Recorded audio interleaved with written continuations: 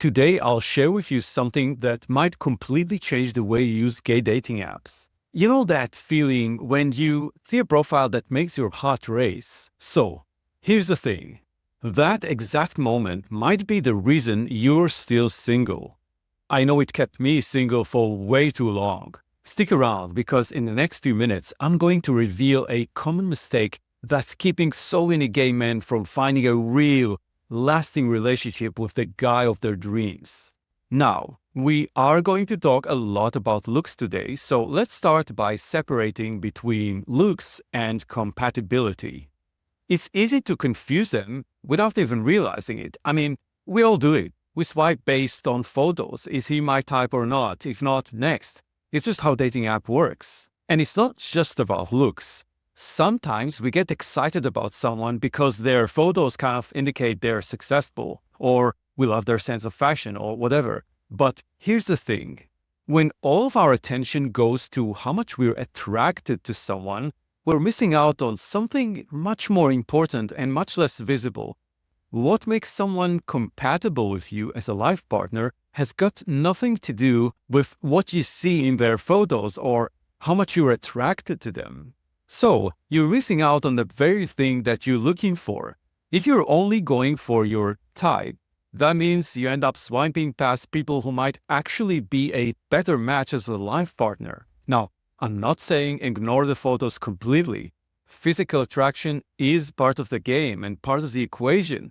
But it's just one piece of the puzzle and not really a very important one. What's important is if someone is emotionally available, if they share your values and ready to build something real with you. Someone who, like you, he's done with the endless dating cycle and wants to create a meaningful life together. So, when you're checking out someone's profile, how much attention are you giving to what you really want, beyond the looks? Oh, and there's another hidden danger here. It feels great when someone attractive is into you, right? It can feel validating, and we're all human. We feel great when we're validated. But you've got to be careful because that feeling can cloud your judgment. What happens a lot of times, and I've experienced that one too, is this whole cocktail of being attracted to someone and they like me back and feeling validated and turned on. It made me ignore the things that matter most in a relationship, or I realized after the fact that I lowered my standards just to keep that guy who looked great, but a totally bad fit. So be extra mindful of this, especially when you match with someone you find super attractive. That's actually when you need to really ask yourself, are the two of us really compatible emotionally? Because it's very tempting to ignore it when you feel a strong attraction to someone. And if looks are distracting, there's an even bigger danger with dating apps. Before we dive into that, I invite you to subscribe to my free newsletter where every week I share exclusive insights about gay life, dating, and relationships. Check out the link in the video description. So here's the problem. Dating apps make us impatient. Grindr, Scruff, Tinder, these apps aren't really built for patience. The whole thing is designed to get you to make quick decisions. Swipe right or left and move on. And between our careers, friendships, and everything else going on in our lives, that quick decision approach can feel efficient. But if you're looking for something serious at this stage of your life, then the whole app impatience mindset can actually work against you. Let's unpack this. Real relationships take time to build. And you need more than just a quick look at a profile or a short chat to know if someone is right for you. But the kind of snap decisions that dating apps push us to, that can really keep us from giving someone a real chance. I've seen it happen so many times. You meet someone and there wasn't an instant connection or something just felt a little bit off. So you quickly move on. After all, you've got 3 other potential guys you're chatting with and your schedule is already packed enough. But the truth is, meaningful relationships usually take time to develop. Some people are just bad at first dates and feel awkward, especially guys who haven't dated much or have been in a relationship most of their adult life or being focused on their careers or business or things like that. A friend of mine, Andrew, met this guy for a first date. He was kind of okay, but they both didn't feel excited about each other. Not enough for them to talk about a second date. Then, a year later, Andrew saw that guy on the app again, and since he was bored that evening and couldn't think of something better to do, he messaged that guy and they met for drinks. They've been together for 12 years now in a beautiful relationship. They own a house together, the whole thing. So sometimes your dream guy doesn't seem like that when you first chat or meet in person. When you're using apps, especially at our age when time feels precious, it's easy to fall into that trap of quick judgments and not give someone a second chance. Which brings me to another trap we often fall into, the search for perfection. Now, let's be real. How many times you browse through profiles looking for someone who ticks every box? The looks, the job, the hobby, everything. Having a checklist for the perfect guy seems like a smart approach, right? But deciding if you want to date someone isn't something you can reduce to a checklist. It's tricky. First off, because your checklist is probably just a reflection of your own limited past experience. If you dated someone who was uncaring, then boom, must be caring gets added to the list. But what about crucial things you just haven't experienced yet? Take attachment styles, for example. If you've never dealt with avoidant or anxious attachment styles, that won't be on your checklist, even though it's super important. By the way, if you'd like my next video to be on attachment styles, comment below and let me know. Now, here's the deeper truth. Sometimes this obsession with finding the perfect guy who ticks all the boxes is really just our way of protecting ourselves from getting hurt. Think about it. If no one ever measures up to your checklist, then you never have to put yourself out there. It's safe. But the reality is, love isn't about perfection. It's about connection. And connection is something you feel, not something you measure. It's messy, it's imperfect, and yes, sometimes it's a little scary. Someone who seems perfect on paper might not feel right in person, while someone who doesn't check all your boxes might surprise you with how deeply you connect. So, if we stop chasing perfection, what about that spark we all want to feel on that first date? We've all been there. You go on a date, and within minutes, you feel that chemistry. You get butterflies, everything just clicks, and you think, this is it. But that spark can be misleading. It feels great in the moment, but it doesn't necessarily mean you're compatible in the long run. A spark can mean physical attraction or good rapport, sure, but it doesn't mean this person shares your values or that this person is emotionally available or even wants the same kind of relationship that you do.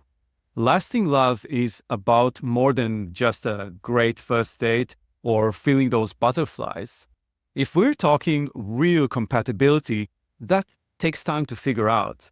And speaking of excitement, here's something you might not expect. If you're too excited after a first date, it might actually be a bad sign. I know that sounds strange, but hear me out. It's a common trap many of us fall into. We feel those sparks and chemistry, and suddenly we're projecting all of our hopes and dreams onto this person we barely know. Think about it. How can you be that excited about someone you've only just known for a couple of hours?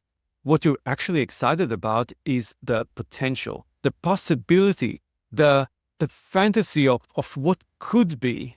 And when that happens, it's like we put on rose-colored glasses that block out any signs of incompatibility. We ignore red flags and we skip important questions and overlook differences in values or life goals because we're so caught up in that feeling.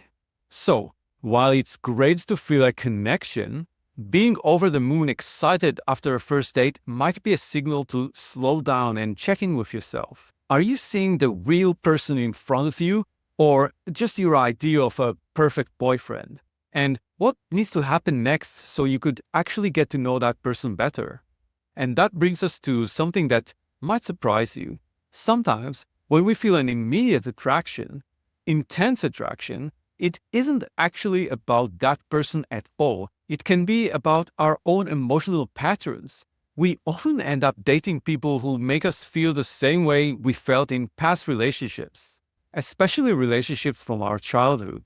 It feels familiar, so it feels like we've found a relationship because that's how we remember relationships feel like.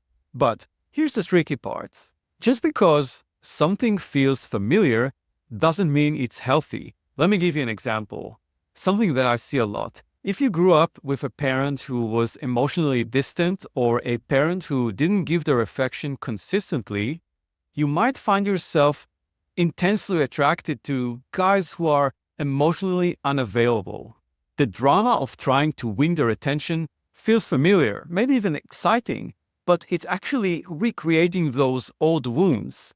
So take a moment and think about your past relationships. Are there patterns that keep showing up? Maybe you always end up with guys who can't commit, or who need constant chasing, or keep you at arm's length.